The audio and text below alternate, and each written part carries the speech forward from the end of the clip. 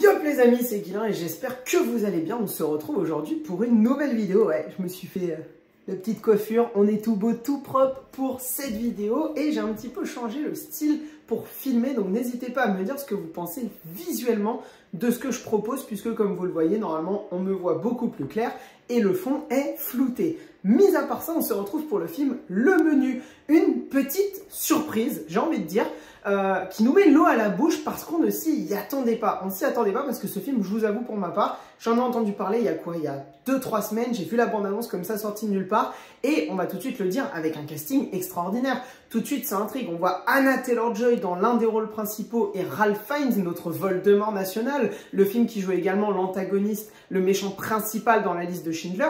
On est tout de suite intrigué par ce film. Et surtout, quand on voit la bande-annonce, on nous voit un thriller horrifique, et je vais tout de suite vous résumer un petit peu l'histoire sans aller beaucoup plus loin.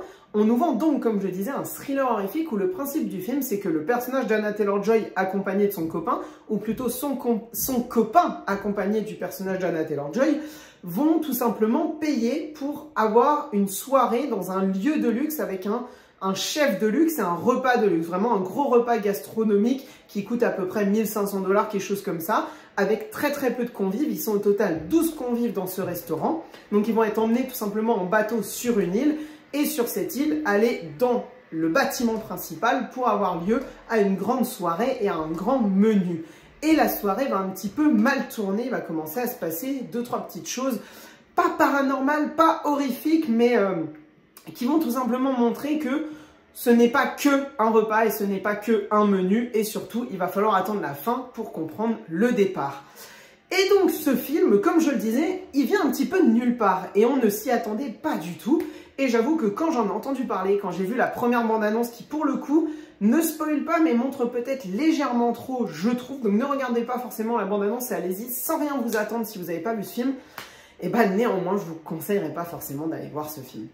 J'ai été extrêmement déçu, vraiment, c'est loin d'être un mauvais film. Et je vais commencer tout de suite par les points principaux et les points positifs. Et pour moi, il y en a deux gros. La première, c'est les acteurs. Il faut le dire, les deux acteurs principaux, Anya Taylor-Joy, qui est pourtant une actrice que je trouve pas flamboyante pour ma part. Je trouve qu'elle a qu'une seule expression du visage en fait. Elle le fait extrêmement bien dans Split, c'est cette fille un peu bloquée sur elle-même, dépressive.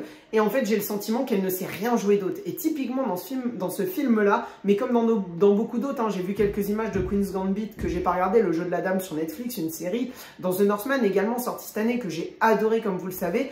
Néanmoins, je trouve que son personnage passe complètement au travers dans ces séries-là parce que elle veut avoir un petit peu plus de personnalité. J'ai le sentiment qu'elle n'est pas capable de jouer une autre personnalité que cette fille un peu voilà, cachotière, etc. Et typiquement, c'est ce qu'elle a un peu dans ce film-là. Elle a ce personnage où elle n'est pas censée être là, déjà de base. Elle est là pour une raison particulière, un petit peu aussi liée au hasard, ce qui va complètement modifier le cours de la soirée du point de vue du personnage de Ralph Fiennes.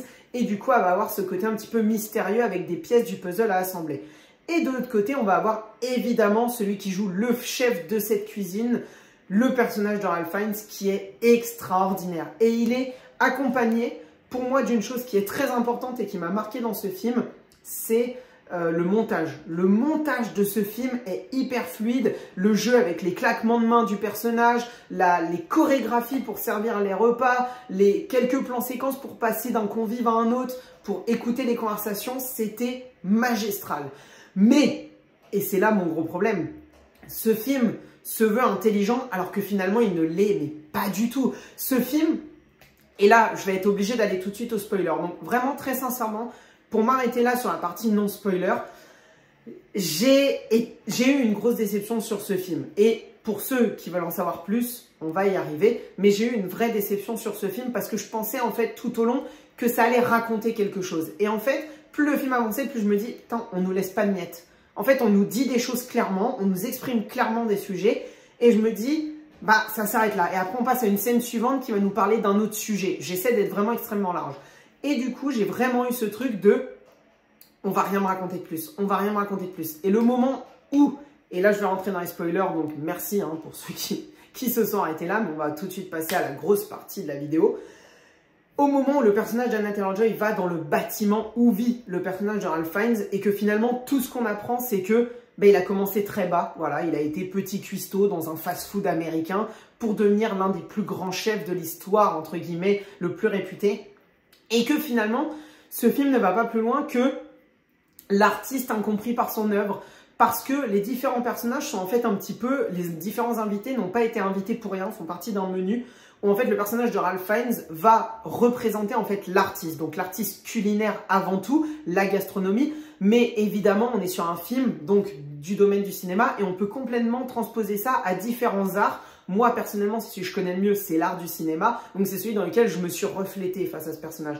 Et effectivement, on a tout un panel de personnages, je vais les prendre les uns après les autres pour bien les décortiquer avec vous. Donc on va prendre principalement pour commencer le personnage du copain d'Anna Taylor-Joy. Lui, c'est le gars qui est aveuglé et qui surinterprète tout. Vraiment, si on doit mettre ça au niveau de la gastronomie, c'est ce gars qui va tout manger et dire « Oh, regarde, là, on a machin bidule chouette, on a tous les trucs aveuglément, qui veut vraiment tout connaître, tout adorer, qui n'a aucun avis objectif de la chose. C'est fait par quelqu'un de grand, donc c'est forcément grandiose. » Si on rapporte ça dans le thème du cinéma, ça va être ce fan aveugle qui va jamais voir les défauts, qui va jamais accepter qu'on lui dise que ça peut être pas ouf, que là on nous prend pour un con ou quoi que ce soit. C'est cet amour aveugle et inconditionnel un petit peu à l'extrême, hein, tout simplement. Ensuite, on va voir le personnage de la critique et du mec qui est avec elle. Le personnage de critique, c'est évidemment, et là on va le savoir, que ce soit pour un restaurant, parce qu'ils le disent, elle a fait fermer des restaurants rien qu'à cause d'un article.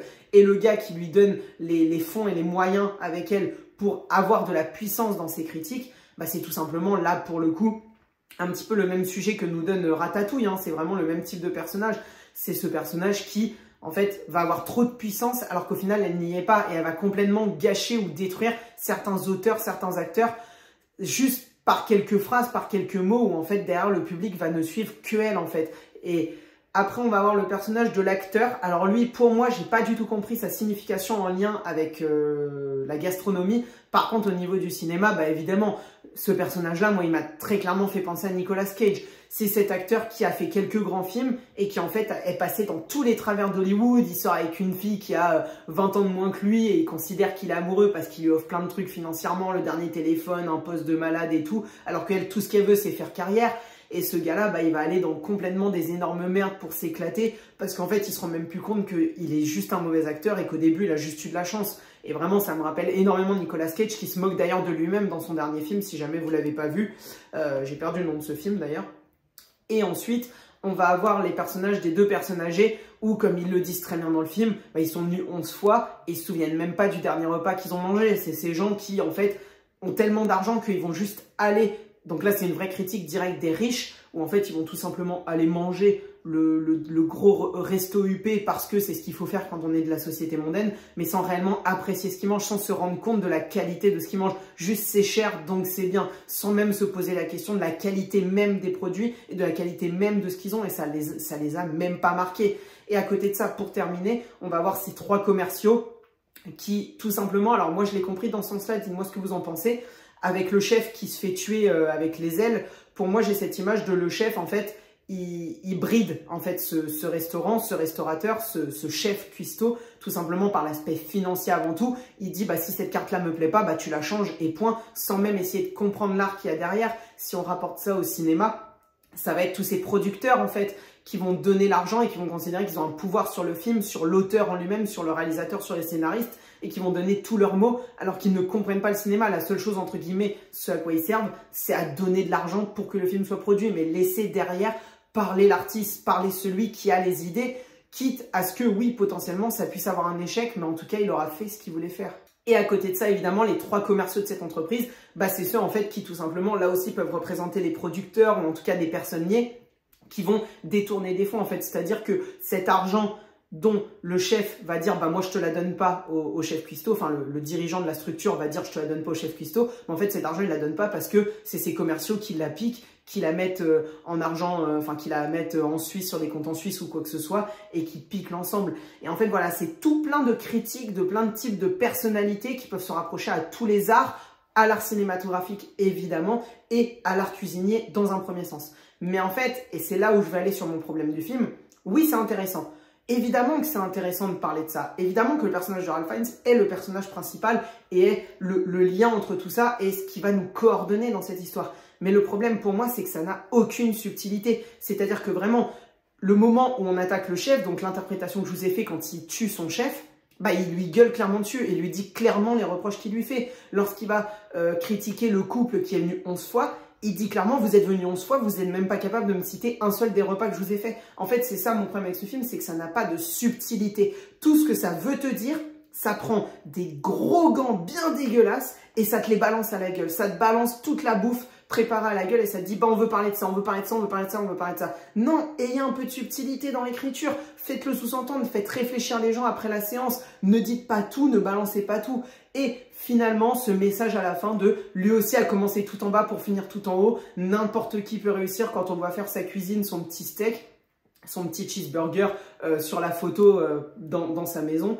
Et à la fin, quand il le fait avec le personnage d'Anna Taylor-Joy, où c'est un petit peu son talon d'Achille, où il refait la nostalgie, machin, etc. Pour moi, ça, aujourd'hui, j'ai essayé de chercher, je ne l'ai pas compris. Qu'est-ce qu'on veut réellement nous dire? Moi, je vois un côté où même quelqu'un qui est tout en bas peut arriver tout en haut en se battant, en étant passionné et aussi un petit peu avec de la chance parfois. Mais du coup, pourquoi il sauve le personnage d'Anna Taylor-Joy? Et moi, c'est ça. Pourquoi ça lui provoque une sorte de bug interne de lui faire ce cheeseburger, de lui dire oui, il est bon, mais je veux un doggy bag, et qu'après elle se casse et qu'elle arrive à survivre comparé aux autres? Je comprends pas ce message à la fin. Je trouve qu'il n'a ni queue ni tête, qu'il n'est pas exploité. Là, pour le coup, c'est même pas qu'il est mal expliqué, c'est qu'il n'est pas expliqué. Il n'y a aucune explication rationnelle à ce comportement-là. Et pareil, quand il lui dit, quoi qu'il arrive, vous allez mourir, juste, vous allez être avec nous ou avec eux. Mais dans tous les cas, il tue tout le monde de la même manière puisque ces cuistots sont dans la cuisine et les gens sont comme ça. Enfin, il y a des petits bouts qu'on nous donne à droite à gauche et qui n'ont pas de lien de finalité. J'ai l'impression qu'il manque quelque chose à ce film, une dizaine de minutes avec des explications en plus spécifiques sur ça. Peut-être un twist final dans la maison qui aurait été plus loin, qui aurait amené à plus de réflexion. Et à l'inverse, pour chacun des enjeux des petits personnages et des critiques sur l'art gastronomique et l'art avec un grand A, et bah peut-être là, à l'inverse, plus de subtilité. Je trouve qu'en fait, le récit se perd sur ces deux formes où l'histoire principale, bah, il manque des choses et clairement, on reste sur notre faim, j'ai envie de vous dire. Et à l'inverse, de l'autre côté, et bah, on nous gave beaucoup trop. Et c'est ça, en fait, c'est que ce film n'a pas de demi-mesure. Soit il fait tout trop, soit il fait tout pas assez, voire pas du tout. Et effectivement, et bah quand ma séance s'est terminée, j'étais comme ça dans la salle et je me dis, il manque quelque chose, genre, qu'est-ce que je viens de voir? Pourquoi on me raconte ça? Donc ça se veut un peu prouteux, un peu intelligent par son montage, que j'encense néanmoins, où effectivement il y a un très bon montage, il y a quelques bonnes phrases du personnage de Ralph Fiennes principalement, et il y a un mystère au début, durant la première demi-heure, 45 minutes, qui tient vraiment en haleine. Le film est assez rapide, donc on prend un bon moment devant, mais quand tu termines, que tu as la finalité, bah, ça va juste avoir une critique un peu facile des riches, de la société, de tous les corrompus, si je puis dire, des gens qui ne savent pas profiter d'eux sans réelle subtilité, à mettre les gros pieds dans le plat. Et de l'autre côté, bah, ça te raconte pas grand-chose sur ce duo Anna Taylor-Joy et Ralph Fiennes. Donc, c'est vrai que j'en sors déçu. Voilà, je n'arrive pas à comprendre forcément les gros retours positifs que j'ai eu sur ce film. J'ai l'impression que on le surinterprète alors que clairement il nous dit tout. Il n'y a pas besoin d'aller chercher plus loin, tout est dit dans le film. Et le reste est manquant. Donc peut-être que ce manquant, je ne l'ai pas compris. Donc n'hésitez pas, et c'est là où c'est intéressant aussi ces vidéos, de me dire dans les commentaires ce que vous avez pensé du film, ce que vous avez ressenti devant ce film. Parce que j'ai vu que beaucoup de gens l'avaient aimé et ça m'emmerde, mais je suis passée au travers. Et c'est une vraie déception. C'est pas un mauvais film, mais c'est une vraie déception. En tout cas les amis, j'espère que cette vidéo sur le menu vous aura plu. Dites-moi, je le répète, ce que vous en avez pensé dans les commentaires, ce que vous pensez un petit peu de cette refonte de vidéo, j'ai envie de vous dire. Et en attendant, je vous dis à la prochaine, c'était Guilain, et surtout n'oubliez pas, regarder des films c'est bien, les comprendre c'est mieux. Ciao ciao.